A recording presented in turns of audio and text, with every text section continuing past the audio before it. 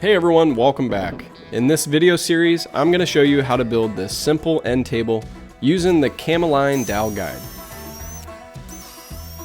We'll just be covering the joinery in this video, as well as some helpful layout tips. Adding the tapered legs and curves to the aprons, and gluing up everything, all of that will be featured in future videos. Alright, let's get started. The project began by milling up some 8/4 and 4/4 white oak to make up the legs and the aprons.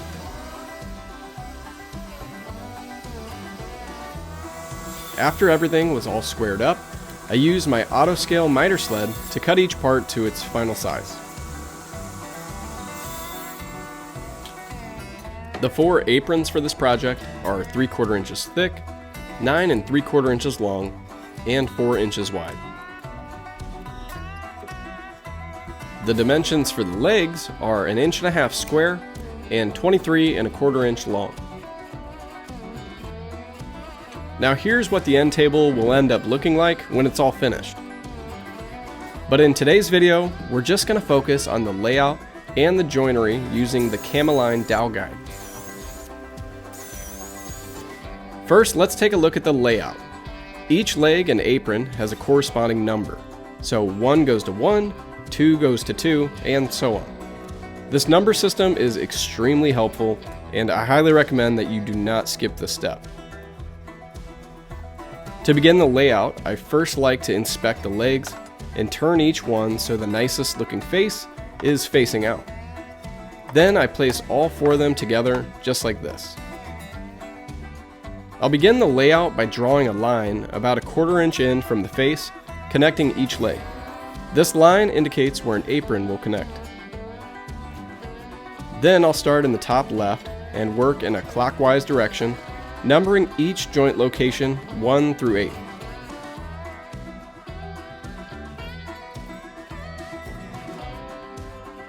After that, I like to mark the 2 outside faces of each leg with a star. The 2 remaining blank faces on each leg is where our dowels are going to go. To mark these out, I just made a few dots about 1/2 inch down from the face with a Sharpie.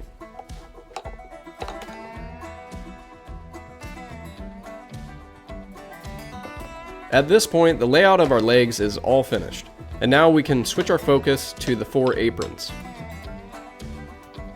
I set them in place on the other end table just to give you a better visual for where I'm going with this. But just like we did with the legs, make sure to keep the prettier face facing out, and then begin your layout in the top left. Work in a clockwise direction and number each apron 1 through 8 and mark which face is facing out.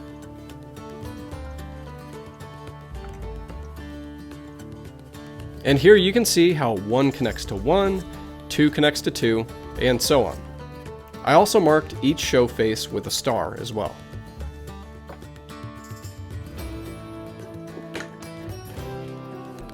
At this point, the layout is now all finished. This is what your legs should look like. And this is what your aprons should look like. Now it's time to get set up to use the Cam-A-Line Dowel guide.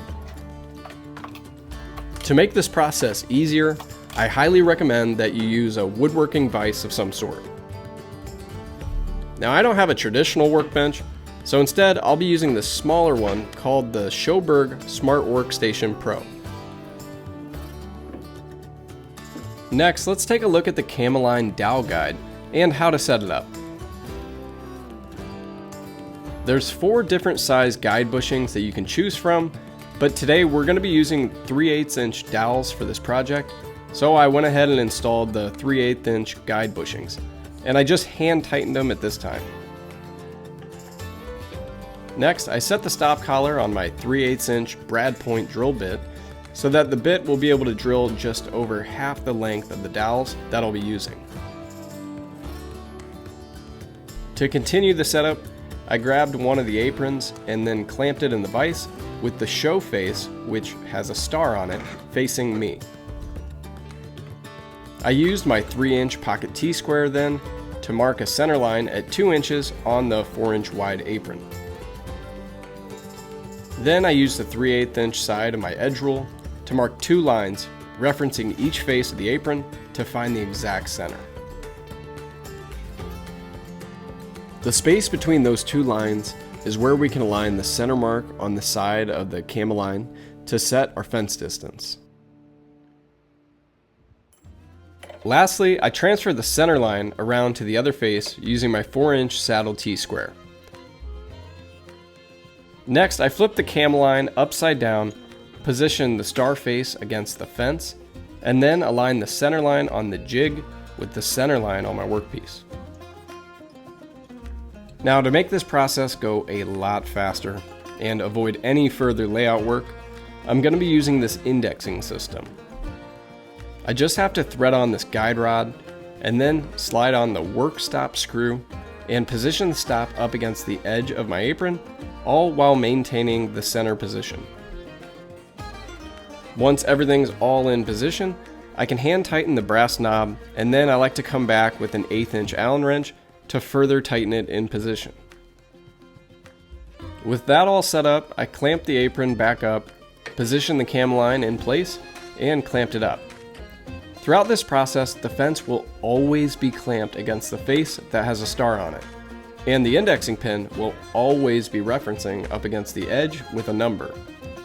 I'm going to be starting with number 1, and I'll continue to do all the joints with odd numbers with this current setup. Now, the very last bit of setup work is to choose how far apart you want your dowels to be. I went ahead and settled on 1.25 inches. And to do that, I just adjusted the cam plate and aligned the flat of the 1.25 inch notch to the edge of the stainless steel plate on the base. Then I locked the guide bushings in position using the 1/8 inch Allen wrench. With all that setup work done, it's pretty much smooth sailing from here. I took my time to drill each of the 3 dowel locations. Once I was finished, I vacuumed all the sawdust, including each of the dowel holes, and then I was ready to move on to the next apron.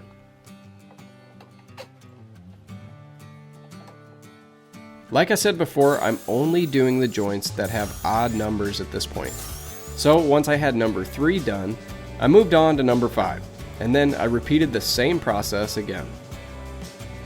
And once you're done drilling each joint, I highly recommend that you take the time to vacuum out each hole to remove any remaining sawdust so that it doesn't interfere with your dowels during the final assembly.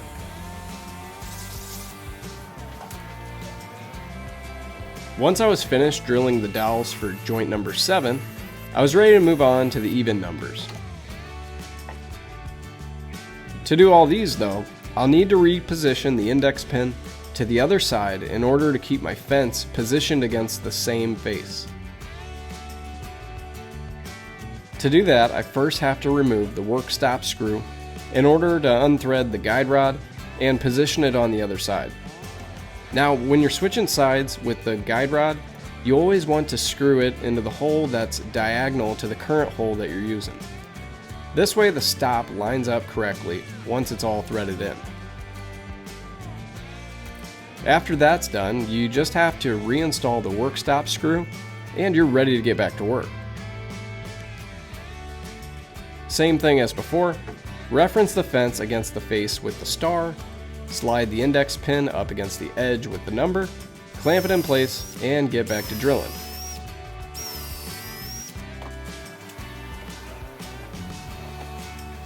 Once you're done, just continue doing the 3 remaining even numbered joints. Once the Cam-A-Line is set up for your project, the whole process of actually drilling the holes, it takes no time at all. The indexing pin system takes this dowel jig to a whole new level by eliminating the tedious setup time for each individual joint. And with that, the dowel holes are all drilled for the aprons, and now it's time we can move on to the legs. Now, the process for doing the legs is pretty much the same. The only difference is we need to adjust the fence on the Cam-A-Line to create this 1/4 inch offset between the leg and the apron. The fence is currently sitting 3/8 of an inch back from the center line, but we need to adjust it back another 1/4 inch. To do that, I'll just flip it over and reference the fence up against the edge of my workbench.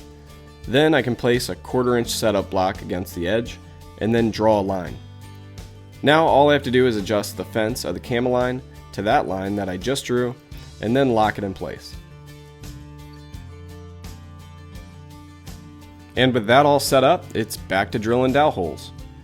We'll start off by doing all of the legs with odd numbers and once again referencing the fence up against the face with the star.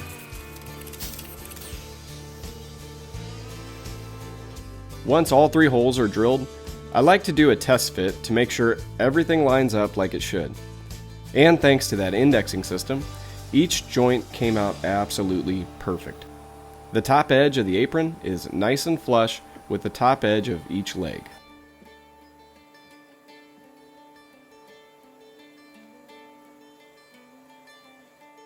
After all the odd numbered legs were done, I switched the index pin one last time to the other side to do the 4 remaining even numbered legs. Like I said before, this indexing system really makes this whole process go by extremely quickly. And most importantly, the joints, they come out exactly like they're supposed to every time. Once all the dowel holes were completely drilled, I did a final dry fit just to double check and make sure everything came together just how I wanted it to. And I was really happy with how everything came out, and I'm glad I took the extra time at the beginning to do a proper layout. Going through that process especially helped me to keep all of my parts organized, and it eliminated any possibility of accidentally drilling a dowel hole where I shouldn't have. I hope you guys found this video helpful, and I hope that you now have a much better understanding of how to use the Cam-A-Line Dowel Guide. If you have any questions or comments about this tool, please just leave them in the comment section below. Thanks again guys so much for watching, and I'll see you next time here on RedTOOL Woodshop.